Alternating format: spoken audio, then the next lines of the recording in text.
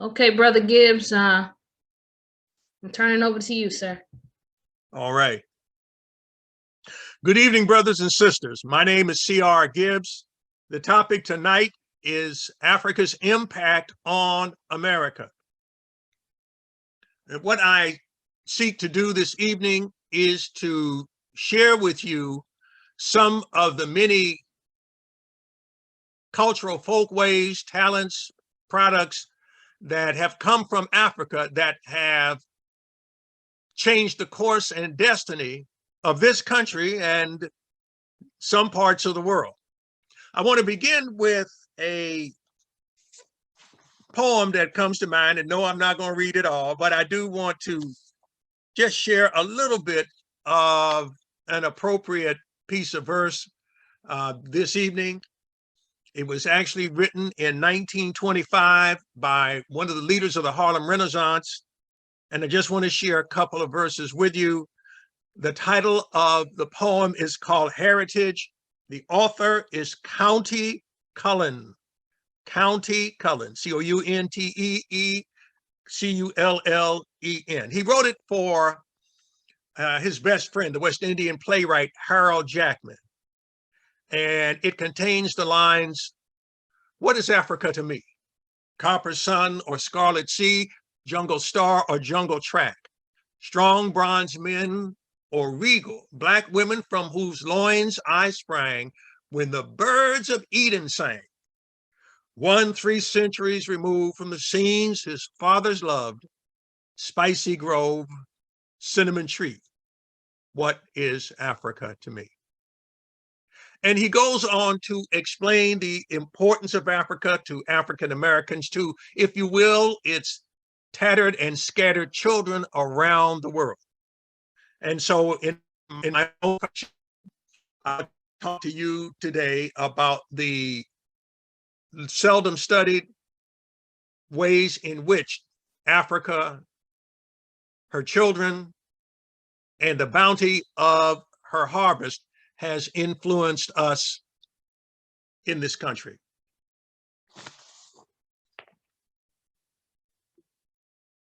Let's begin with the first item up. This is from a 2012 item on a Sunday papers from the Washington Post. It is the naturalist column Mark Trail. It talks about one of the world's most frequent beverages, one of the most popular beverages.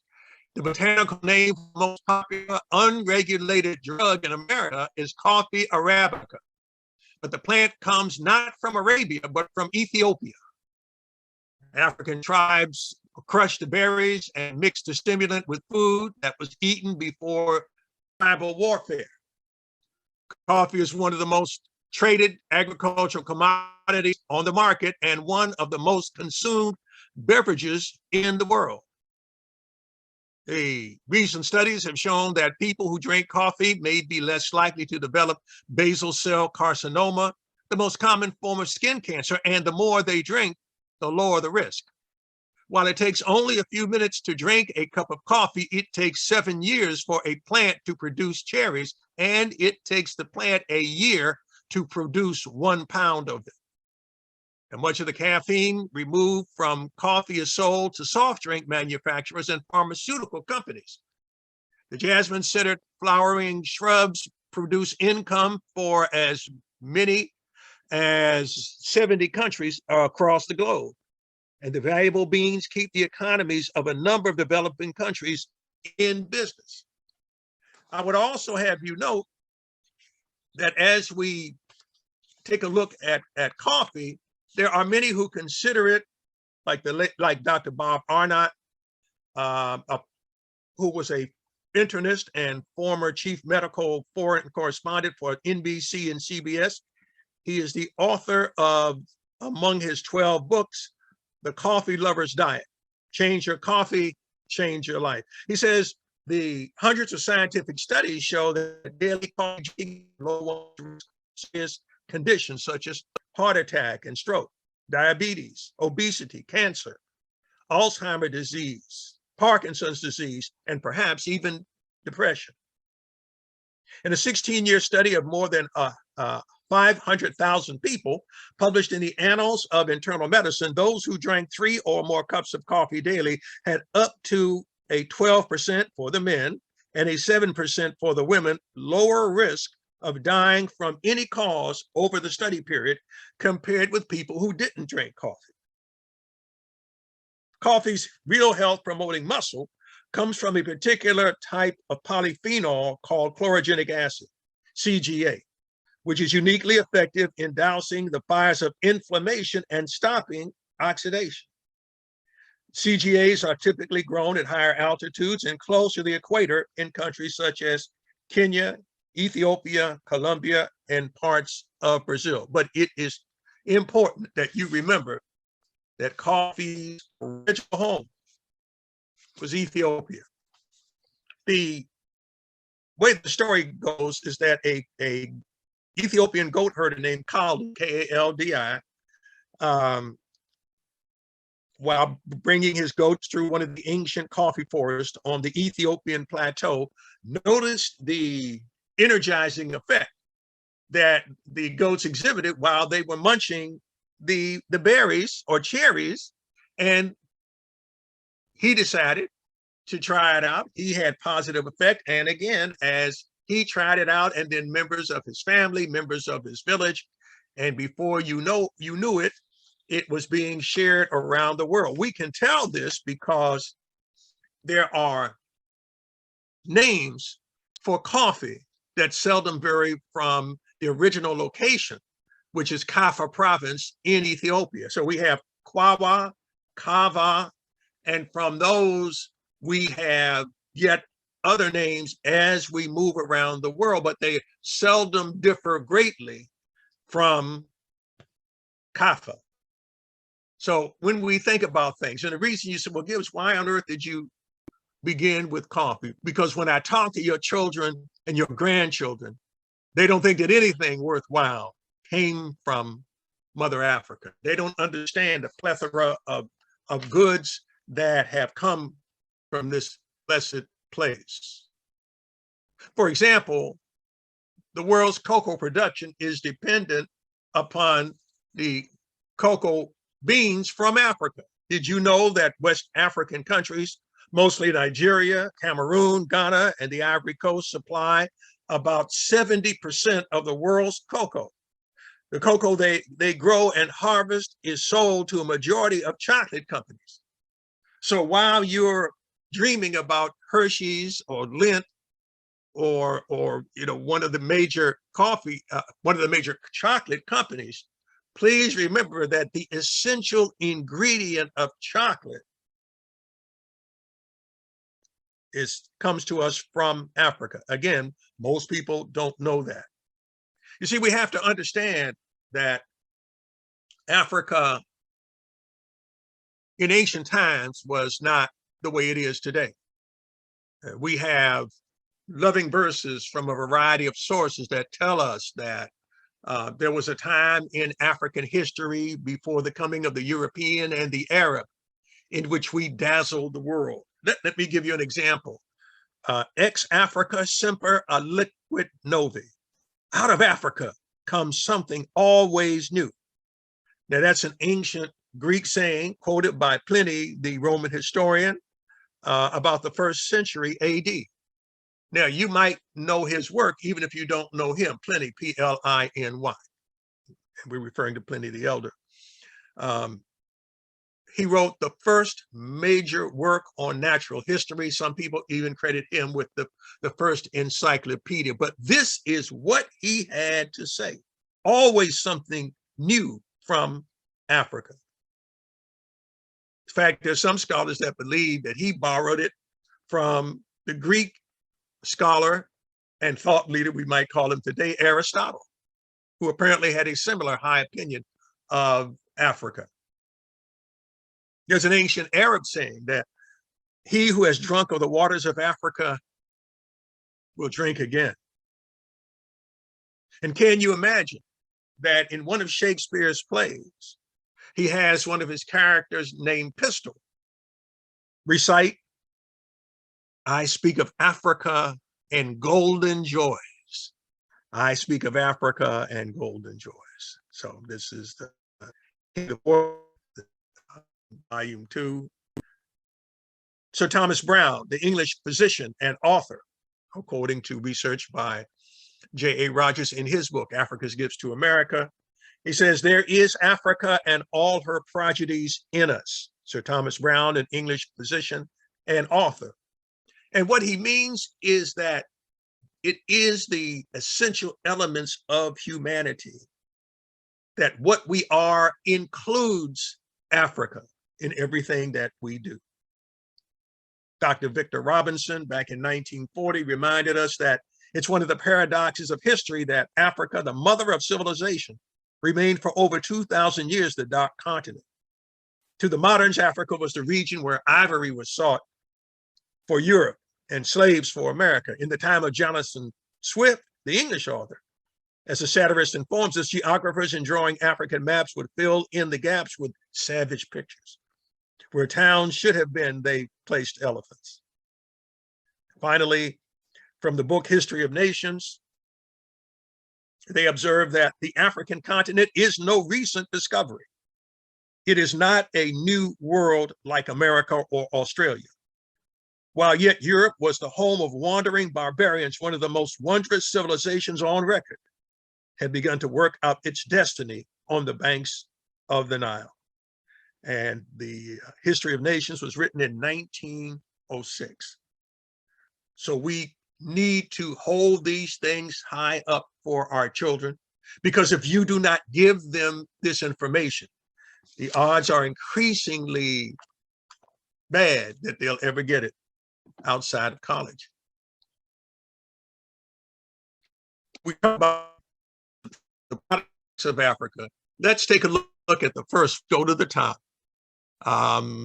Certainly one of my most favorite fruits is the melon. Now, the watermelon is native to Africa. It is native to Africa, not the one on the left. The muskmelon comes from Persia, but the watermelon, that healthy fruit, comes to us from Mother Africa. The ancient Egyptians ate watermelon, although you probably wouldn't see that in your average Hollywood film. It's full of lycopene and beta carotene and other antioxidants. It's loaded with vitamin A, vitamin B6, C, potassium, and as I said, a bunch of other antioxidants. And what can we say about the second item on my list? Rice. There are only 2 major domesticated kinds of rice in the world. There is Asian rice. We call it Oryza sativa. But then there is African rice, Oryza glaberrima. And the thing is, and you'll see this as we go on, it was Africa's skill, Africa's sophistication in growing African rice that would help save the economy of early America. And we know that it was sought after behind the walls of the Forbidden City in Peking, China.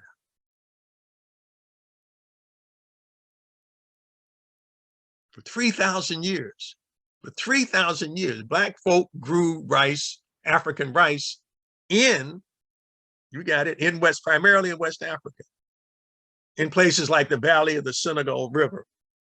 We grew it so long that it was sacred to us, that rice is sacred to us. My wife likes to remind me that it must be sacred to me, is because as much of it as I eat. We know that there is an intimate connection between many West African ethnic groups and the rice plant. The Dioula of Casamance in the south of Senegal have a especially close relationship with African rice.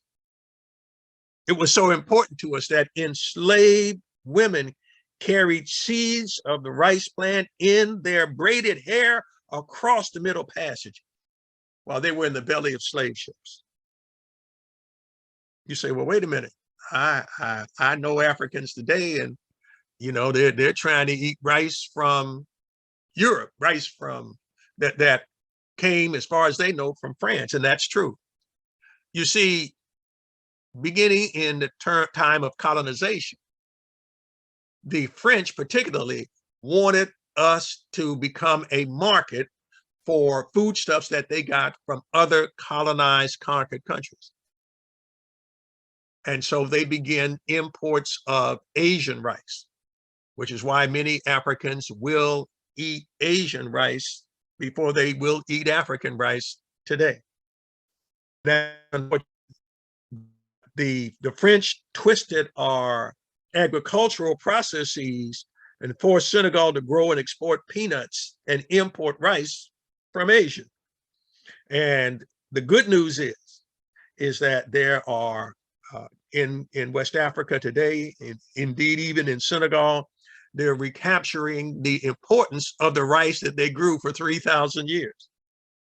And they're songs that children are being taught to sing to stay away from rice that their ancestors did not grow. And there are cooperatives for rice growing research and agriculture in which Asian countries, such as Korea, certainly South Korea, are participating.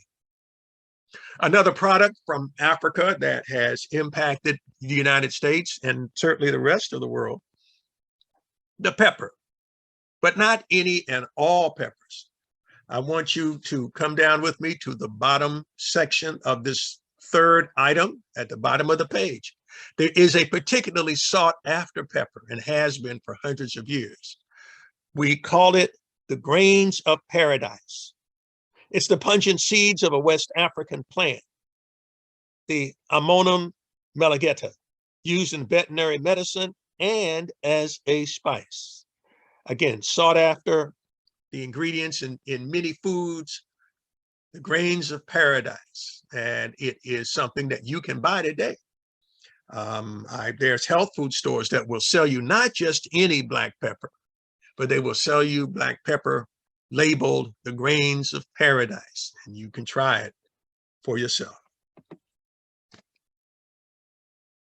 I remember reading a column many years ago by a famous Washington Post reporter, an African-American. He said, well, we didn't, we lost all of the stuff coming over here.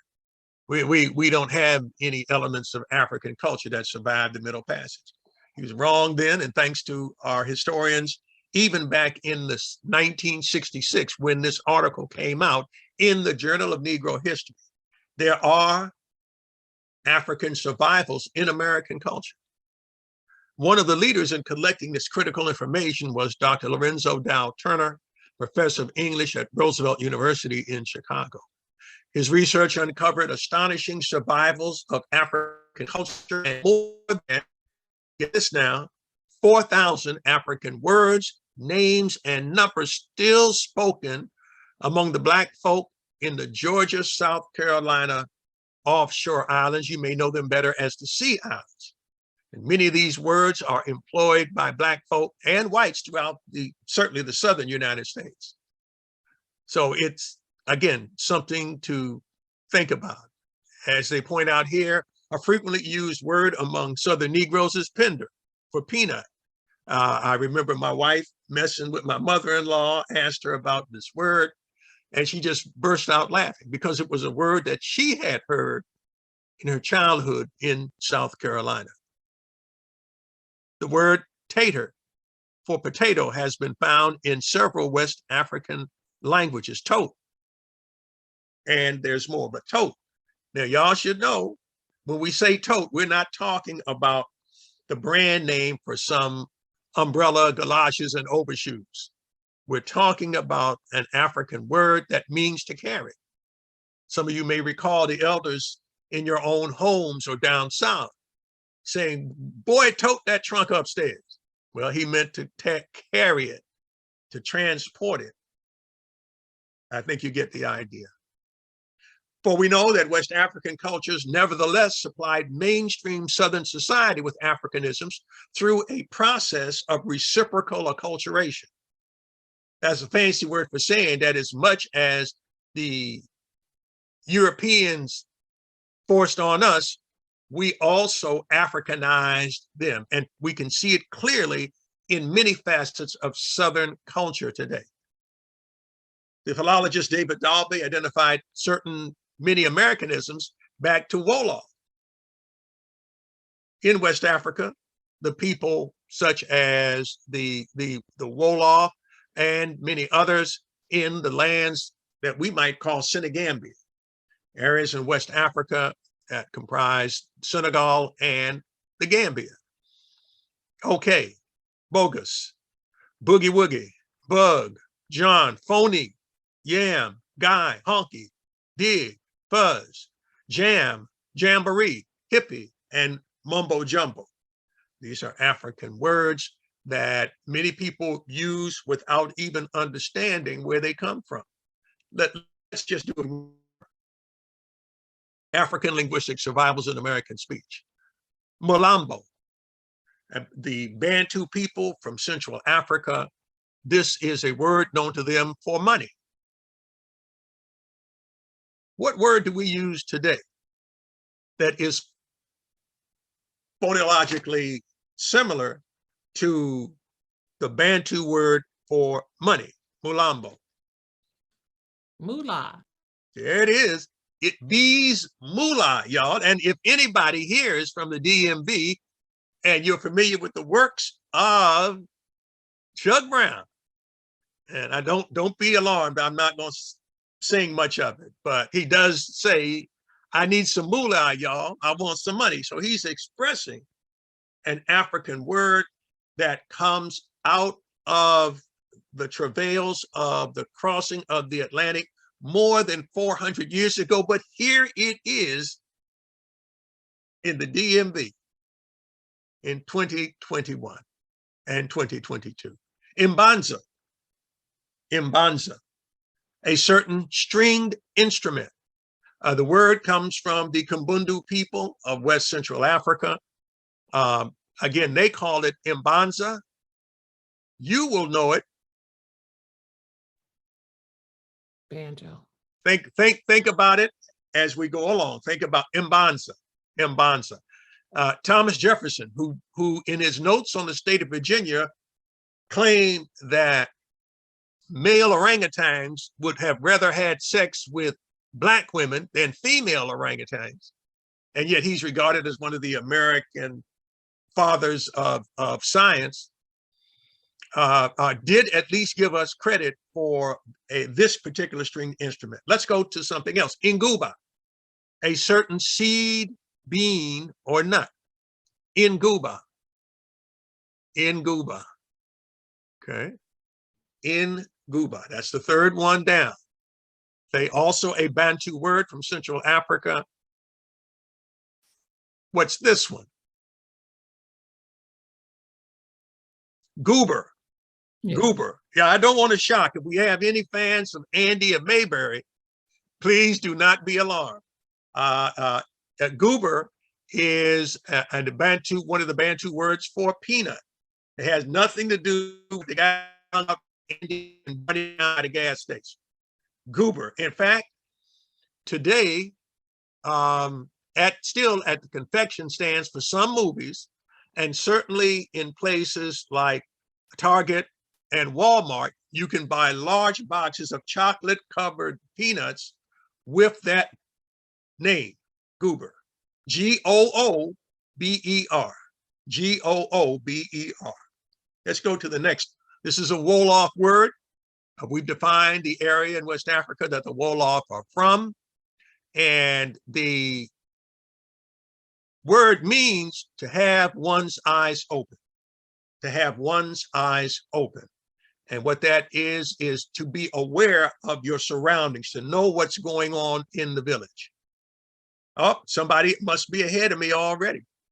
Because if you know what's going on, you are what? Hip. Yes, I know. The kids didn't know that hip, as in hip hop, went back that far. But among the Wolof, to have one's eyes open, to know what is going on in your surroundings, is pronounced hippie. And again, it means to be aware. The Wolof also gave us this next word, D-E-G-A, dega. The Wolof word dega. It means to understand. It means to understand. How about that one? In the 60s and 70s, Black folk would be conversing, and since we often come out of a historical background, an oratorical background, we would ask to make sure that the person understood what we were saying. And now, brother, do you dig what I'm saying? Do you understand what I am saying? That's the origin of that dig is dega, the Wolof word, which means to understand. The next one, in Wolof, it's pronounced juki. It's translated as to party or have a good time. What word do we use unchanged in English? Okay, well, let's do it this way. For you youngins, a long time ago, you used to have means that you placed coins and you heard music. For you youngins, y'all don't know about that, but some of us slightly less young know that they were called jukeboxes. Jukeboxes.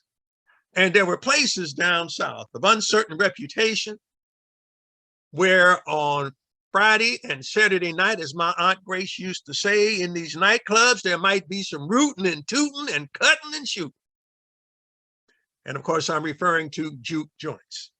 If we have any musical mavens, you may want to recall Quincy Jones' elegant album, Q's Juke Joint. Now, this next word we've talked about already, to carry, to transport something from one place to another. Again, a Bantu word. The word is tota.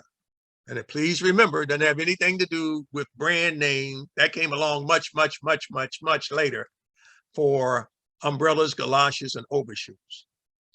Among the Mandingo people of West Africa, baga, baga. And in their lexicon, it means to annoy, disturb, or harass. Annoy, disturb, or harass. What word do we use today that we might get the same meaning and similar sound from?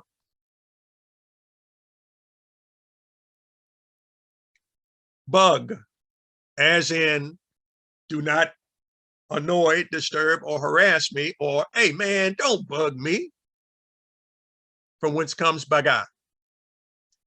Jev, from the Wolof. Jev, from the Wolof. It means to speak foolishly or misleadingly. To speak foolishly or misleadingly. Jev, from the Wolof in West Africa. What word do we use? Again, virtually unchanged over the past 400 years. Jive. This is where the word jive comes from, brothers and sisters. You might have used that in reference to someone within the last 72 hours. And you already know in what context you used it.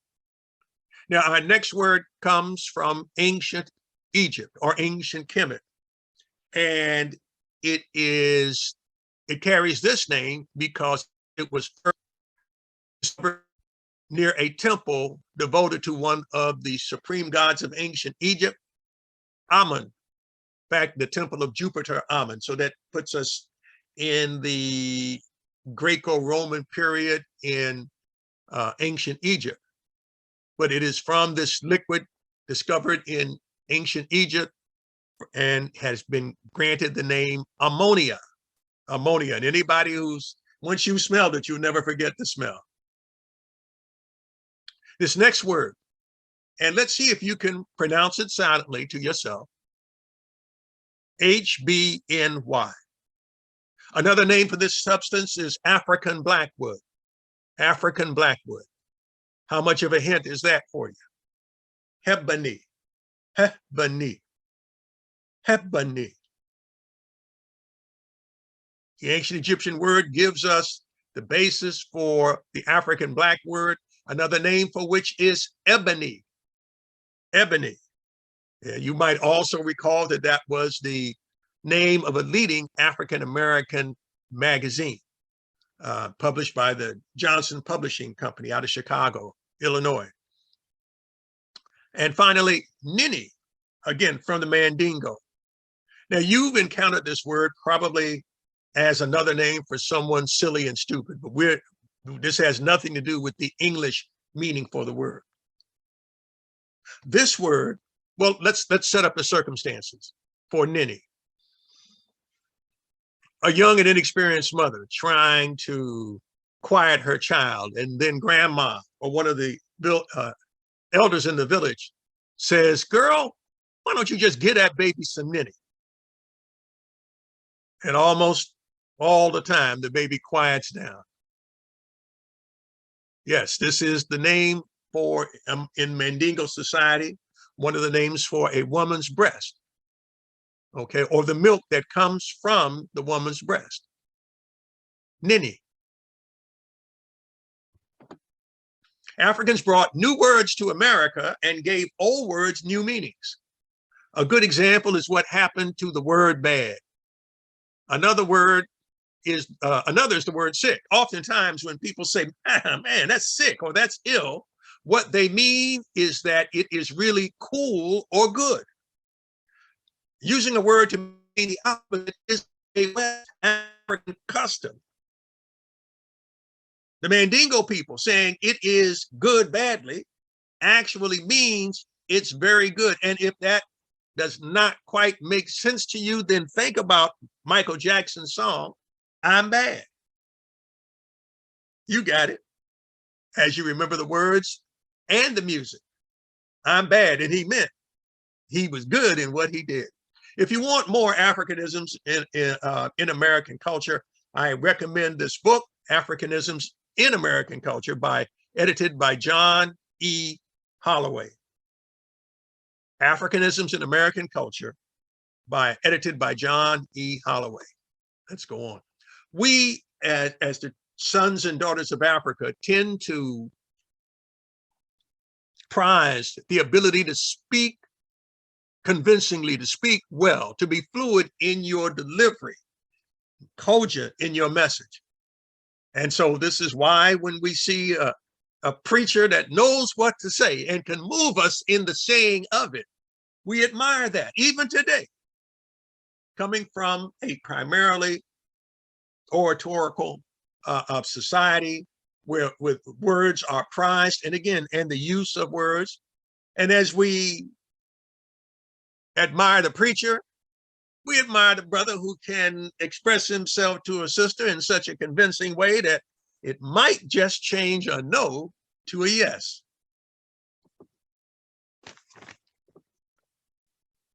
When we look for Africanisms in American culture, we really don't have that far to look. We know that, say, for example, at Mulberry Plantation in South Carolina in the late 18th century, the mansion house on this indigo and rice plantation, built about 1708, is surrounded by the quarters of enslaved people. But look at the quarters. These are African-style houses constructed by Africans and their African-American children. And some of these houses survived into the 20th century.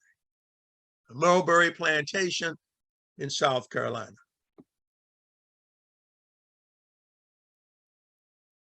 Some of us don't know the joy and the courage and the science in our hair, our beautiful women. It's about time that they learn that one of the many good characters, I just used African women putting rice in their hair to prepare for the rigors of the voyage in the belly of slave ships so that they could plant a new crop.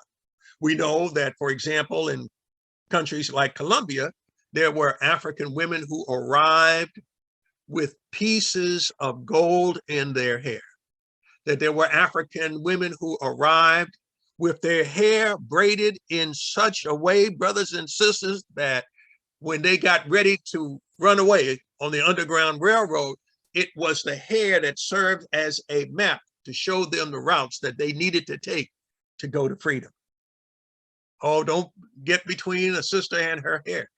And now you have two more reasons, and I'm going to give you a third. We find as we examine the wonders of African hairstyles that some of them follow a geometrical principle. These are called African fractals. Modern computing and indigenous design, the culture and customs of Africa have always been demeaned, haven't been looked at carefully, but as scholars began to see the deepness, the sophistication of African culture and design, they've learned, for example, if you look at the upper right corner, this is the design of an African village.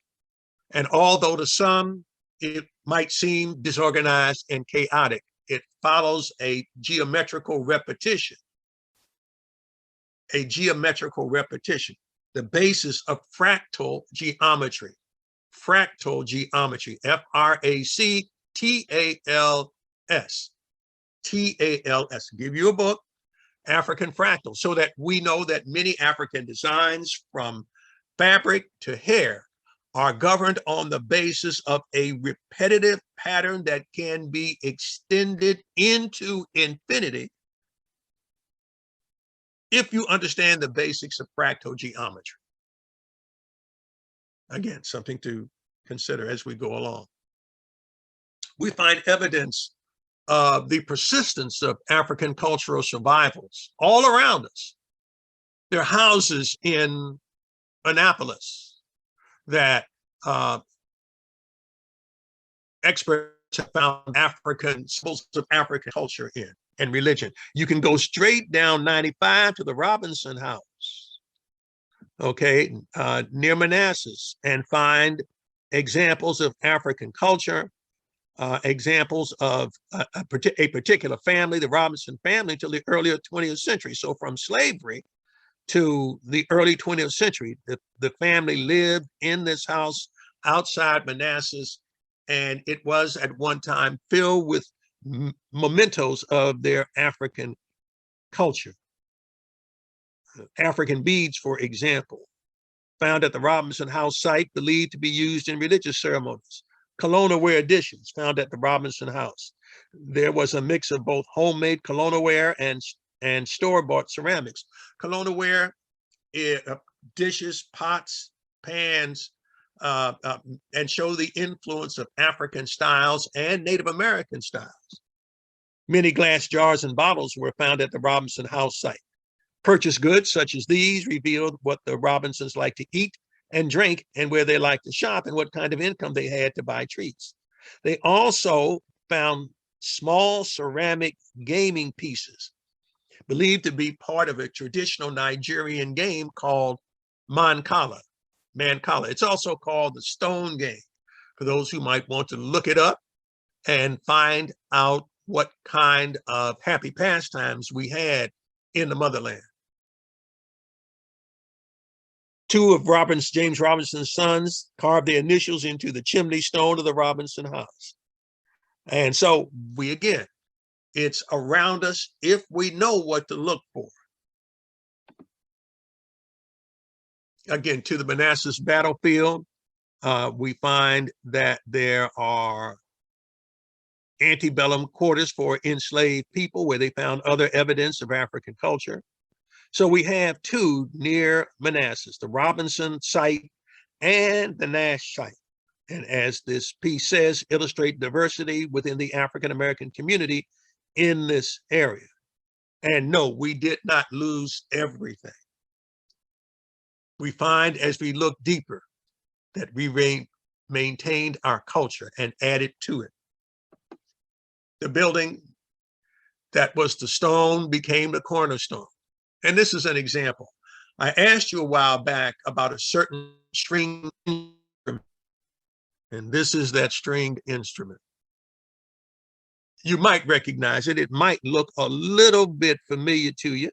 You already know that music is central to the social and spiritual life of the community, playing an important role in all professional and other traditional activities. When used in the invocation of ancestral spirits, music establishes a link between the living and the dead. Okay, there exists such a rich diversity of musical instruments on the African continent, be it from the point of view of the materials used or the techniques. It is from the Kora, and if any of you, if that sounds vaguely familiar to some of you, you see it mentioned in the unforgettable story called Roots, and something else. Yes, the African or the banjo, or banzar or banjar is an West African instrument, a stringed instrument born of the innovations that Black folk on this side of the Atlantic made from traditional stringed instruments. And it's also an example, brothers and sisters, of how something can be so deeply buried in American culture that its African roots are forgotten. I leave you to decide whether that's conveniently or willfully. But let me show you how it got started. Because most of us, when we see a banjo, A, we don't think of Black people when it's our instrument, and B, we assign it usually to an area of America in Appalachia. How did it get to be so popular all over the country? What was its impact? We think it began like this. Joel Walker Sweeney. Joel Walker Sweeney. Growing up during the 1810s near plantations in Appomattox, Virginia, he was fascinated by the invention of enslaved Black folk known as the banzar, or banjo. And they taught him how to make one and how to play one. And as he got better, realizing the financial potential, he left the plantation and performed in front of the crowned heads of Europe. And so he went on to introduce the banjo to the general public with in the country fairs along the East Coast. He became so popular that in the early 1800s, he gave a command performance in London for Queen Victoria. For those of you who thought I might be overstating the crowned heads of Europe. Around 1845, Joel Walker Sweeney organized a troupe called Old Joe's Minstrels with his brothers, a cousin, and some African-American dancers. And he died just short of the beginning of the Civil War. But you have to argue with folk to inform them that the banjo is from Africa. And again, if they don't want to take your word for it, among the few positive things Thomas Jefferson had to say for Black folk was he did credit them with the invention of the banjo, or banzar. Something else that's infiltrating America, particularly in the northern states, Election Day and Pinkster. And if you haven't heard of them, please understand that both free Blacks and enslaved people observed Election Day, or Governor's Day, and Pinkster festivals in celebrations in places like Rhode Island or Connecticut, throughout New England. In fact, Pinkster celebrations were celebrated, as was Election Day, with Pinkster being a little bit more joyous than Election Day. There was certain a measure of decorum and gravitas when the Black community was allowed to choose its leaders, a practice not unknown to them in many African societies. And so today, we're surprised and happy to see that this custom has survived the Middle Passage, and we have people discovering Pinkster in the 21st century. In this case, Phillipsburg Manor, Sleepy Hollow, New York, historic African-American celebration of spring filled with music, dance, and revelry. Festivities include lively presentations of drumming and song, folk tales, and great food. So for those of you that have become fixated on Juneteenth, just remember that there are other holidays that come out of our history and culture as well. There's so much more to learn. Dance. African culture and African-American enslaved culture both gave or contributed to American dancing. Two well-known contributions were strong rhythm and call and response. Drums, of course, are still important in African dancing, and the dancers' bodies often respond to the call of the drum. Sometimes the dancer imitates the drum beat by moving different body parts in the same rhythm. Okay, sometimes the dancers' movements are like drum beats, but they form a pattern all their own. Many modern dance styles, from break dancing to hip hop, have a strong beat, and the dancers move their bodies in a way that follows the beat or forms a changing pattern. African dance influenced these styles. Some of the clearest examples are the Charleston, a popular dance in the 1920s. In the Charleston, the dancers swing their arms and kick out their feet. This way of dancing comes from West African dances, such as the Congo dance called Simbuka. Simbuka. And many of the dance steps used in the minstrel shows in the late 18th century, early 19th century were based on whites who had observed the dancing styles of Black people and then proceeded to commodify it. Now, there were Black folks who were part of the minstrel movement. It did offer work to Black entertainers willing to collaborate in projecting the white man's image of their people and enrich the popular culture with tuneful melodies, foot-tingling dances, and humorous catchphrases. But it also helped to keep alive a legacy of racism that still burdens the American conscience. And we know that many whites were not above having learned the Black dance styles and simply hiring more whites who would put on burnt cork or shoe polish. So the Charleston, one of the first indubitably Black dancers to take over white America, had the greatest influence of any imported dance. Enslaved Africans brought it from the Congo to Charleston, South Carolina, as the Juba dance, which then slowly evolved into what is now the Charleston. This one-legged Simbuka step, over and cross, arrived in Charleston between 1735 and 1740. Similar style to the one-legged style found in northern Congo, the dance consists of patting, otherwise known as patting Juba, stamping, clapping, and slapping of arms, chest, and so forth. The name Charleston was given to the Juba dance by the European Americans. In Africa, however, the dance is called the Juba or the Juba.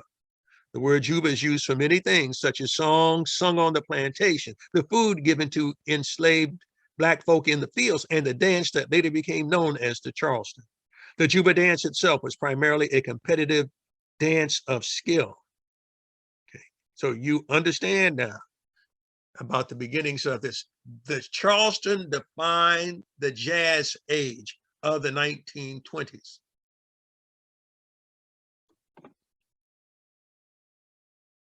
We also brought ring games and the songs of enslaved children that came from Africa and survived the Middle Passage. A Nigerian scholar, Lazarus Ekwueme, concluded from his study of African and Afro-American forms that, quote, a Black Louisiana housewife sings to her crying baby not too differently from the way a Jamaican mother does or an Awe woman in Ghana. And the children's games Ring Around the Rosie or Bob the Needle, each with its accompanying song, have counterparts in Africa, such as the Akpakoto of Igbo children in West Africa, or the funny game song of the Kikuyu of Kenya called the Arena Ingubiro, which is a special East African follow your leader version of Ring Around the Rosie. Most of y'all are probably too young to remember or in having engaged in Ring Around the Rosie. That, however, is not my case. I remember children on this block before they were gentrified off of it, playing Ring Around the Rosie, not ever dreaming that this was a song and a dance whose movements and style could be traced back to the motherland. Folklore, African tales, songs, jokes, and proverbs Sayings are still told today by African Americans and sometimes by other Americans as well. The word for this kind of art is folklore. Most African folklore is oral or spoken and is made up of stories to entertain or teach a lesson. Proverbs, when Africans talk to each other, we use proverbs. People have a proverb that said the art of conversation is regarded very highly, and proverbs are the palm oil with which words are eaten. We talked about this just a few moments ago in looking at the ways in which our ancestors appreciated the use, skill that people employed in conversation. This means that proverbs are the richest part of Igbo conversation. Many African proverbs have become part of American culture. Let's take a look at a few examples. What goes around comes around. How many times have people within the sound of my voice even used this African proverb? What goes around comes around. How about pretty is as pretty does? Or how about this one? Actions speak louder than words. Well, let's go back for a moment to the one in the middle. Pretty is as pretty does. How about a famous movie called Forrest Gump? And what was a catchphrase from that movie? Stupid is as stupid does. Let's go on. In terms of folklore, the young nation of America had its own early heroes, some based on actual folk and some based on people who seemed to have supernatural gifts and skills. Johnny Appleseed, or the former lawman gone bad, Sam Bass, or Judge Roy Bean, okay? Daniel Boone. He certainly did things in the TV series that he never did in real life, beginning with Daniel Boone never wore a coonskin cap, but Fess Parker did. And of course, he had played Davy Crockett for the Walt Disney Company. Bowleg Bill, a seaman, told of an 8-foot, 4-inch cowboy from Wyoming who was shanghaied aboard a whale ship. Bill never learned how to sashay around them poles and wires, but he could ride a 2,000-pound tuna Bronco style. And when we talk about these fabulous, fantastic characters, there are two brothers up in the house. One is called John Henry. You remember him, the steel driving man. The ballad says a ghost hammer still rings in the Big Bend Railroad tunnel in West Virginia. Won his race with the steel dream and then laid down his hammer and died. What we know today is that John Henry, based on a real rock gang character, the John Henry, Saget traveled wildly and changed as it went. In the West, he was a railroad man. In the South, a champion cotton picker with a cotton hook for a right hand and a river song on his tongue. And there may be some of you of a particular vintage who were blessed to hear the songs about Stagger Lee, or you may call him Stacker Lee. But however you call him, this legendary black rascal was a Mississippi roustabout and ladies' man who, according to the song celebrating his fame, sold his soul to Satan for a magical Stetson that gave him supernatural powers. Stacker Lee's strength was such that he started the great San Francisco earthquake by tearing up a barroom in a brawl. And again, some people may recall a popular song from the late 50s, early 60s about Stagger Lee. We have our folklore heroes too. Of course, there's not much we could say without talking about the contributions of the Black church. Not only has it given us generations of leaders, but it's given us generations of profoundly gifted entertainers. From its beginnings as a focus of strength and an outlet for self-expression, what we could not do, it seemed, any place else in white America, we could do in our church. And even today, we carry on folkways that we might not know that are actually traced back to Africa. Let me give you one that we see every Sunday. and that is the raised finger in the sanctuary. Usually we've been taught to, well, when somebody gets up, raises a finger, that's asking for permission to move in the sanctuary of the church, inside the church. But there is additional evidence that this has an older origin. You see, because there have been tombstones of Christian and Muslim enslaved people found primarily in the South that have this same raised finger. We can draw a line from that to the Ghanaian practice and symbol of Ginyame, the raised finger or the raised thumb. And what it means is it speaks to the centrality of the one God, the divinity of the one God. So Ginyame, it is a symbol that is replicated on certain kinds of cloth in parts of West Africa, okay, but speaks to the divinity. It speaks to the omnipotence and omnipresence of God. We did not need Europeans to teach us about God. And they would have been perhaps not the best examples when you consider what was happening during the slave trade. But we see the church as a unique laboratory to preserve many of our folkways as well as invent new ones, so that our feelings about who we are, as expressed in our overwhelming belief in a creator, we see most vividly in our church. The powerful book by John S. Mbiti, African Religions. Mbiti mentions so succinctly that to the African, life is religion and religion is life. We did not come over here empty vessels. We came with ancient worship styles and an inborn reverence for the Creator.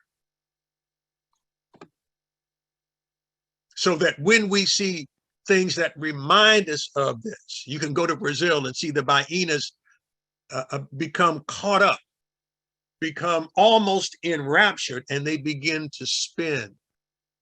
And this is something that is still, you see, operating in many churches today.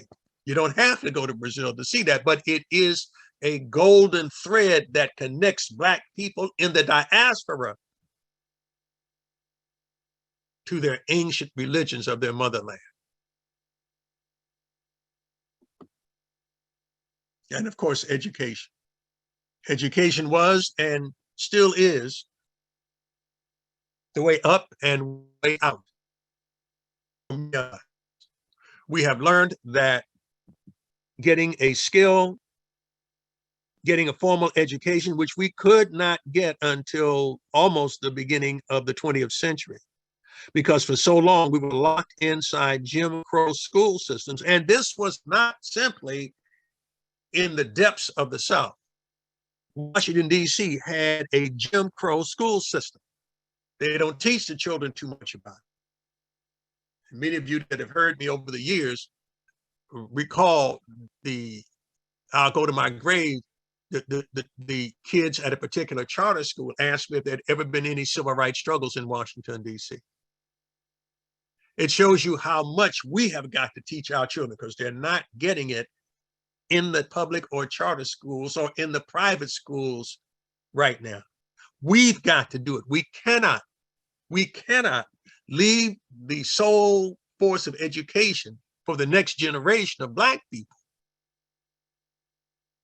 willy-nilly. We just can't simply leave it to people who do not possess a special degree of commitment to teaching Black children what they need to know to be strong, upstanding, conscious members of American society.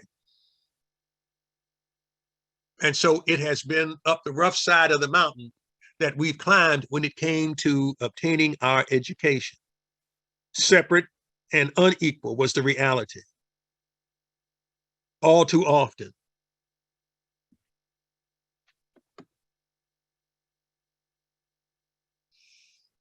we have music that we brought with us. And here in this wonderful chart, we have West African musical roots, and they are divided into 3 sections or arms: the African American sacred traditions, out of which come folk spirituals, folk gospel, gospel hymns, traditional gospel. You get the idea. The second, African American secular traditions that are non-jazz. And as we walk through these, we see work songs, field calls, protest songs, game songs, social songs. We've talked about some of them so far this evening. Rural blues, vaudeville blues, boogie woogie. Now you know where that word comes from. Rhythm and blues, urban blues, rock and roll, civil rights songs, soul, disco, rap, funk, techno funk, house music. The third arm of the Black musical tradition, African American secular traditions, which include jazz, out of which comes syncopated dance music, ragtime, New Orleans jazz, transition into big bands, swing bands, bebop, hard bop, cool, modern jazz, avant-garde, soul jazz, jazz fusion. And these are the arms that help to comprise the African musical dimension, which is the wellspring of certainly West African musical roots. And we see the ever strengthening form, even after 400 years, of African music inspiring, if you will, tincturing Black church music. So Black churches were developing their own spirituals and gospel songs, incorporating African rhythms and inflections with religious texts. How can we forget Mahalia Jackson, Sister Rosetta Tharpe, Marion Williams, and so many others? And then those who stood uplifted by the pioneers and took it to other levels. Jazz. While the children seem to know about hip hop, they don't know how hip hop is tied in with other Black musical traditions. They've not heard of Charlie Christian, Louis Armstrong, or Charlie Parker. And it is up to us to tell them, to have them listen to these musical pioneers. Again, we can no longer trust that they'll be taught in school. Certainly, it seems the height of irony that in Oklahoma, the site of the Tulsa Race Massacre, a law has been passed supposedly to combat critical race theory, that it will be difficult, according to the experts, to teach about slavery under the guise of making Black children and white children uncomfortable. But we must tell the truth. And we must proudly teach our culture and our contributions. Because if we have a changing spectrum of jazz created by talent and musical taste. As it says here, the essence of jazz is freedom. So it's not surprised that it covers a multitude of sounds, from the original sources all the way to freeform, modern, traditional, including ragtime revival, jazz rock, and the blues.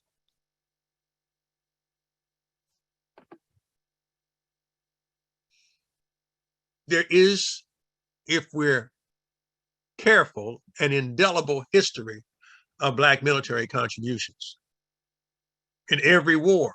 And we say this all the time, but people seem to forget it. As recently as Jesse Jackson's bid for the presidency, there were apparently people in the United States that did not know about the contributions of Black people to the American military. But from, as we see here, the American Revolution, from Bunker Hill to Baghdad, Black men and women have served their country. They not only fought for freedom, but they also fought to restore national unity and democracy for the Civil War. After the Civil War, they brought a new birth of freedom by laying the lives of more than 30,000 Black men on the altar of freedom. It is a lie from the pit of hell, as some say, that the Black man is the only person who have never fought for his own freedom, that he stood around waiting for others to do it. Yet you can find that in a book called Meet General Grant. The battle for Black women in the military has had its own obstacles. It is to the genius and perseverance of Black women that they have been able to rise to the highest levels of the military field, such as we see here with Admiral Evelyn Fields. Or for those of you who might remember Captain Phillips, whose vessel was captured by Somali pirates, there's a Black woman in command of the squadron of ships which helped free him. I will be talking next month about the forgotten battlefield and Africa and World War II. Do you realize how little we know about Black folk in World War II? Did you know that 1 million Native Africans and another 1 million African Americans served in World War II? I'll be telling you about some of them. Today, we scratch our heads. Some of us will remember success stories like Colin Powell. But this does not mean that racism has left the military. We see a resurgence in it, but we also see a glad courage in the military, on the battlefield, and as many generations of Black soldiers knew they needed courage off the battlefield and behind the lines to fight the racists that still exist in the American military. And we need to elevate our heroes. While you might have heard of Colin Powell, the odds are you have never heard of Sergeant Major John Canley for his unmatched bravery 50 years ago that saved the lives of at least 20 fellow Marines in the Vietnam War. President Trump hailed Canley's heroics in the bloody battle for Hue City in 1968, where a wounded but fearless Canley took control of his company after his commanding officer was severely wounded. In the emotional White House ceremony, Marines who fought alongside Canley joined relatives of fellow Marines who lost their lives. He is the first living African-American Marine Congressional Medal of Honor recipient. And 5 other Black Marines have posthumously received what was then and is still now our nation's highest award for military bravery. But while some things, the door slowly opens, it seems some cases that it will never be open. One of the most popular movies at the beginning of the summer of this year was Top Gun with Tom Cruise. But what they didn't tell you is that the winners of the first Top Gun contest 73 years ago were members of the Tuskegee Airmen. This is why I share with you the press release from USA Today, dated February 11th, 2022. The 332nd Fighter Group, better known as the Tuskegee Airmen, made history in 1949 as the first gun contest, a gunnery competition that drew top pilots from across the Air Force. But when this Black unit stepped up to get their trophy, there was no applause. A photographer snapped a single photo of the team with its trophy, which was left in storage for 55 years. Left in storage for 55 years. And as much as many of us take credit for our military service, there's still so much that has been hidden from us. It's worth noting that Benjamin O. Davis Jr., the commander of the Tuskegee Airmen, told him, said, listen, if you don't win, don't come back. But they did nothing to celebrate the victory. The hotel the pilots were staying in was segregated, and its owners had only begrudgingly allowed them to stay because they were part of the U.S. military. One of the highlights of my career, if you wish to call it that, was being allowed to interview Benjamin O. Davis Jr. I did it along with a legendary newsman on Channel 4. Perhaps some of you remember him, Jim Vance. But let's go on.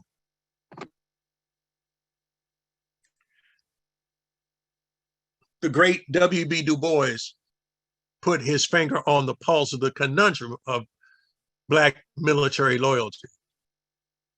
In 1935, he wrote, he might labor for the nation's wealth, and the nation took the results without thanks and handed him as near nothing in return as would keep him alive. But when he rose and fought and killed, the whole nation with one voice declared him a man and a brother. Nothing else made emancipation possible. Nothing else made Negro citizenship possible but the record of the Negro soldier as fighter. As we look at the impact of Africa's children on America, we need to acknowledge, for example, the pioneering scientific skill of Dr. Charles Drew, or the melodious tones and deep meaning of Maya Angelou. We need to be aware of the stunning word use of people like the man on your left, Ralph Ellison, one of the first African Americans, the author of The Invisible Man, to be recognized as uniquely talented. He won the National Book Award in 1953, setting the stage for many more talented men and women of an African hue to come after him. And sometimes we have to start humbly, as Hattie McDaniel did, the lady on the right-hand side. She became the first Black person to win the Academy Award, okay, for her role. I think you know the name. And so we will move on, Gone with the Wind.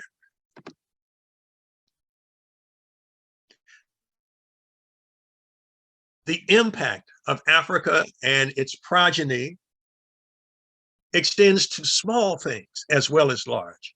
We can go from the Academy Awards or the National Book Award or the gunnery contest, the Top Gun contest, all the way down to the poll in the average American fire department. Recent research by the Smithsonian, and this is an article that appeared in July, August 2020, tells us that the stairs had become cumbersome and slides were slow. And in the 1870s, David Kenyon of Company 21, an all-Black American firehouse in Chicago, had an epiphany. One day, Kenyon and a colleague got a call about a fire, and his fellow firefighter reached the ground by sliding down a wooden pole normally used to bale hay for horses. That made David Kenyon wonder,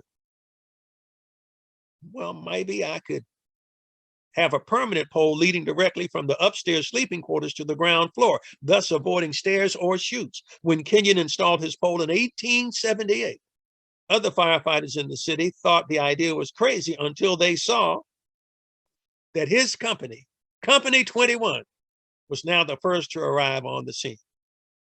In the 1880s, the Boston Fire Department installed a brass pole. That was the type still used today. Within a decade, poles stood in firehouses across the nation, and in Canada and Britain and beyond. You might want to remember that, how an African-American firehouse discovered the fastest way to the ground floor. His name was, again, David Kenyon of Company 21.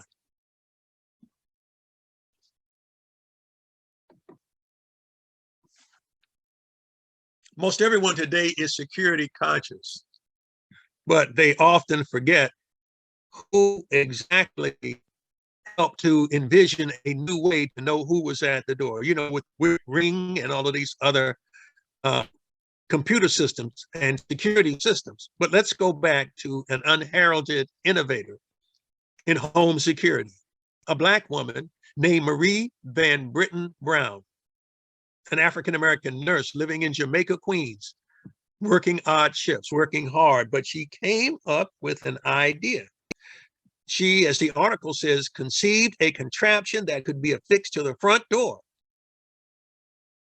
It would offer 4 peepholes, and through these, a motorized video camera on the inside could view visitors of different heights as the occupant toggled the camera up and down. The camera was connected to a television monitor inside. They found a patent for their device, hear me now, in 1966, citing Marie as lead inventor. It was approved 3 years later. The equipment is not in production, the New York Times reported, but the Browns hope to interest manufacturers and home builders. Think about that. It has been cited in 35 US patents. Companies first regularly offered closed circuit TV to residential customers around 2005, but Marie never saw her vision realized. She died in Queens in 1999 at the age of 76. This unheralded pioneer in home security systems.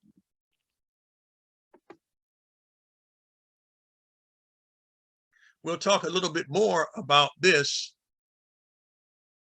and its relationship to World War II next month. But in terms of impact, can you have even greater impact than the atom bomb? And there were Black scientists that played important roles in the development of the atomic bomb. They are seldom heralded, little mentioned, many completely forgotten. It was my great honor to interview one of the Black men who was part of what was known then as the Manhattan Project. And this particular doctor, Samuel Massey, he told me how he was working on an adjunct program to the Manhattan program and project, and he was going to look at radioactive substances, which I said, well, Doc, that's already too heavy for me. But he got his draft notice. This Black man who was working on a place where apparently his draft board couldn't conceive that a Black man should be working. So Dr. Massey told me that he had to be interviewed by his draft board. They still wanted to send him to the front lines, but he was able to appeal to the head of his particular part of the Manhattan Project and get their earnest efforts thwarted. Let's not forget that there were Black scientists who played a role in the development of the atom bomb. Ernest J. Wilkins, this young man at the top left, considered a mathematical genius. He also worked alongside Enrico Fermi in the lab at the University of Chicago. Sherman Carter, Marty Taylor, who taught chemistry at Howard University for many years. Jasper Jeffries and Ben Nesbitt. These are some of the gifted scientists that, and all the way on the left is Dr. William J. Knox of New York City, a prominent chemist who played a significant part at Columbia University. So these are some of the scientists that, for good or ill, have made the world at least, shall we say, safer? And if we cannot say safer, we can at least say it played a role in stopping World War II. It is simply the largest optical telescope in space today. Oh, you know it because you've seen unforgettable pictures from the James Webb telescope. It took $10 billion and 30 years, and it was this man, Gregory Robinson, who brought it across the finish line for NASA. He put NASA's plan back on track. A Black man, a son of Africa. The Webb telescope, again, the largest optical telescope in space, after $10 billion and 30 years. He brought it across the finish line. So what we've done today is to take a look at some ways that Black folk, their history and culture, have impacted this country. I hope it has surprised some of you. I hope it has intrigued some of you. And I thank you for your attention, and I'd be happy to take any questions that you might have now.